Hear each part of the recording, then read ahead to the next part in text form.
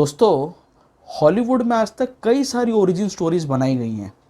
Batman की बनी है, जोकर की बनी है, मार्वल के कितने सारे सुपर हीरोज की ओरिजिन स्टोरी आज तक बन चुकी है।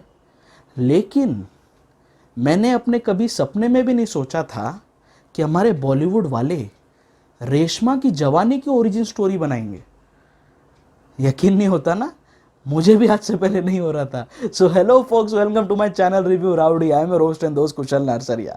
दोस्तों, आज मैं रिव्यू करने वाला हूं इंदु की जवानी का, starring Kiara Advani, Mallika Dua and Aditya Seal in prominent roles.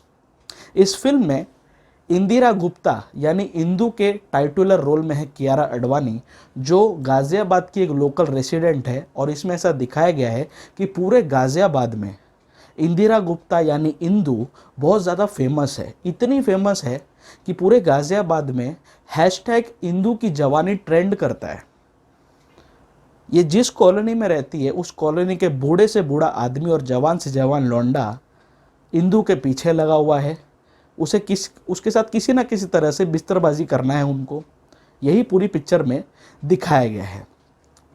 Indu social media पे फेमस तो काफ़ी है, लेकिन वो बेचारी काफ़ी ज़्यादा भोली बताई है इसमें। अपनी लाइफ में कभी उसने सेक्स नहीं किया, शी इज़ अ वर्जिन। उसको सेक्स के बारे में कुछ पता ही नहीं है, पॉर्न कभी उसने देखा ही नहीं है, जिसमें कि इतना हैवी यूज़ करती है सोशल मीडिया का, तभी वो इतनी फेमस है वहाँ पे। तो भी इन सारी चीज़ों से वो नादान है, अनजान है।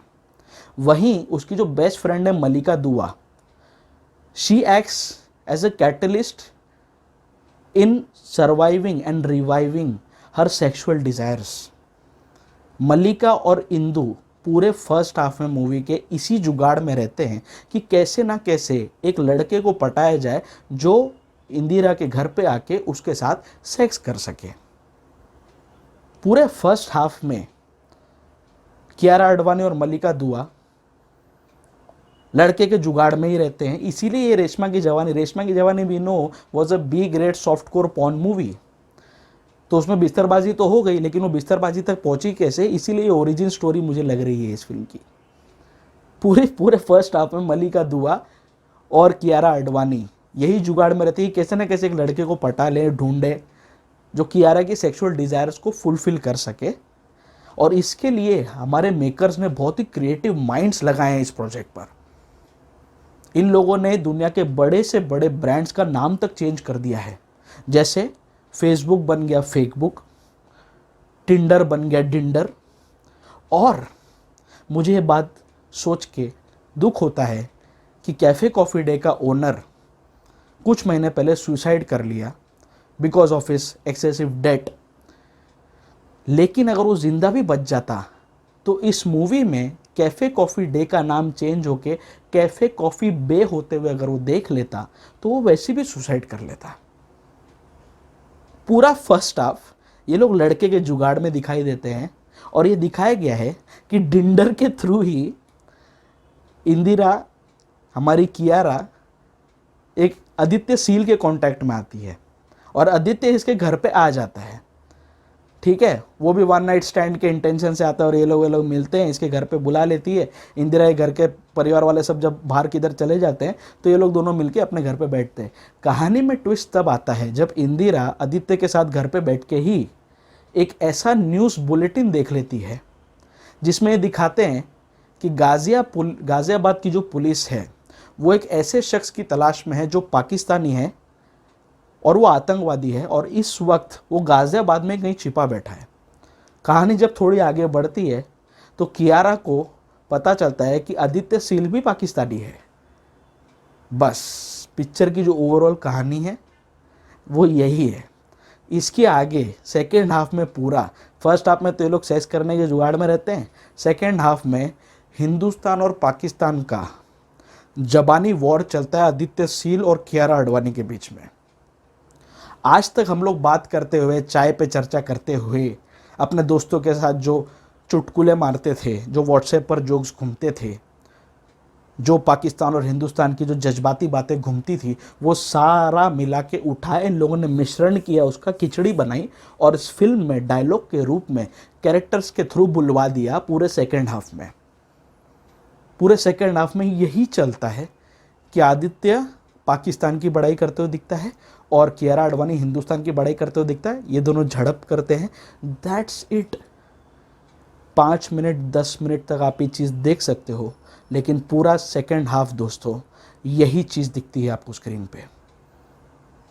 The movie is utter bullshit, it's utter nonsense. इस फिल्म को जब स्टार्टिंग के जब क्रेडिट्स रोल हो रहे थे, बहुत बड़ी भीड़ है प्रोड्यूसर्स की इस फिल्म पे। भूषण कुमार, किशन कुमार, कियारा आडवाणी भी शायद वन ऑफ द प्रोड्यूसर्स, और एक और कोई आडवाणी था जो इसके रिश्तेदार ही लगता है मुझे, क्योंकि कियारा आडवाणी पे आप रिसर्च करोगे ये भी नेपोटिज्म का ही प्रोडक्ट है। तो ये लोग ने क्या किया कि भैया हमारी कियारा बेबी को कबीर सिंह के बाद कोई पूछ नहीं रहा है, शाहिद का तो सितारे चमक गए पिक्चर के बाद, और इतनी ब्लॉकबस्टर हिट देने के बाद भी कियारा को लोग थप्पड़ ही मार रहे हैं कबीर की तरह। तो वो लोग ने भी यही देखा कि कियारा बेबी बेचारी नाराज है, तो इसको लीड रोल में लेते हैं। और लीड रोल के लिए कियारा ने बोला हाँ पापा मैं भी पैसा डालूंगी, तो आप मेरे को लीड रोल दो। हर एक दूसरे सीन में, हर एक सीन में इनफैक्ट मैं पिक्चर में रहनी चाहिए, स्क्रीन पे मैं हमेशा दिखनी चाहिए। उसका जो एम्बिशन था वो इस मूवी में पूरा करने के लिए ये लोग ने कोशिश की है।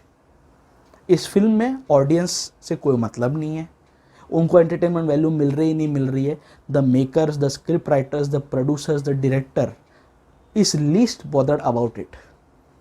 ये लोग आए, कियारा बेबी खुश हुई, सेट पे उन्होंने देखा अरे मैं तो फिल्म के सेट पे हूँ, ये खुश हुई, अपने डायलॉग बके इसने और ये वापस चली गई। और बाकी ये आदित्य तहसील सस्ते में मिल गया, मल्लिका दुआ भी सस्ते में आ गई। तो ये लोग ने मिलके बहुत ही सस्ते बजट में, बहुत ही कम बजट में, एक रूम में मेजॉरिटी पूरी पिक्चर ख़त्म कर डाली, with no sense in the plot, with no linearity in screenplay, with nothing at all. ये पिक्चर देख के अपना दिमाग खराब करने से अच्छा है घर में ही बैठो, शक्तिमान देखो। अमेजॉन प्राइम पे शायद आ गया है वापस, तो शक्तिमान देखो लास्ट में जाके। अदरवाइज अगर तुमने शक्तिमान नहीं देखा और तुम ये पिक्चर देखने पहुंच गए तो तुम घर पे आके सॉरी शक्तिमान बोलने ही वाले हो। तो ये घटिया पिक्चर जो इंदू की जवानी नाम की जो पिक्चर बनाई है, इनफैक्ट जब ये फिल्म का ट्रेलर आया था ये लोग ने बहुत बड़ी बड़ी बात की थी कि हम लोग जैसे ही मल्टीप्लेक्स खुलेगा पहली रिलीज, लॉकडाउन के बाद जब मल्टीप्लेक्स खुलेगा पहली रिलीज इंदू की जवानी होगी। इस वजह से भी इस फिल्म को ज़्यादा फुटेज मिली। थैंक गॉड मल्टीप्लेक्स खुलने के बाद पहले मैंने टेनेट देखी। ये पिक्चर देखता मैं तो मल्टीप्लेक्स वालों को बोलता कि भैया मल्टीप्लेक्स बंद ही रखो, नहीं तो ऐसा कचरा बॉलीवुड यहाँ पे डंप करते जाएगा। तो ये पिक्चर एकदम रद्दी है, बकवास है। इसके मेकर्स कहीं मिले उनको जूते चप्पल से मारो, उनकी जवानी खराब करो। And the icing on the cake, इसका जो क्लाइमैक्स है ना, उसमें लास्ट में कियारा आडवाणी एक डायलॉग मारती है कि भाई आदित्य तहसील तेरा काम हो गया ना, चल निकल, पेमेंट ले और निकल। और लास्ट में वो डायलॉग मारती है कि दोस्तों ये पूरी मूवी मेरी ज़िंदगी का सिर्फ एक चैप्टर था। मतलब इसके मेकर्स की इतनी हिम्मत है कि ये इंदू की जवानी का फ्रेंचाइज बनाना चाहते हैं दोस्तों। ये लोग ना शायद और भी इंस्टॉलमेंट इसके लिखे हुए हैं, इंदू की जवानी, इंदू की मिडिल एज, इंदू के बुढ़ापे तक साले पहुंचाएंगे। और अगर ये लोग ने ऐसे ही पकाना चालू किया ना, माँ कसम इंदू कहीं मिलेगी उसके बिंदु मारूंगा मैं। पिक्चर घटिया है, वाहियात है, अपना टाइम इसके ऊपर वेस्ट मत करो।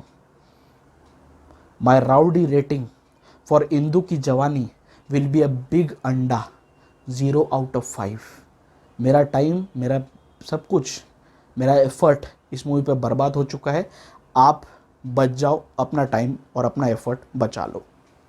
सो आप अगर मेरे चैनल पर नए आए हो और ब्रूटली ऑनेस्ट रिव्यूज़ देखना आपको पसंद है तो आप मेरे चैनल को फटाफट सब्सक्राइब कर लो। सब्सक्राइब करने के साथ जो बेल आइकन पॉपअप होएगा उसमें ऑल का ऑप्शन सिलेक्ट कर देना।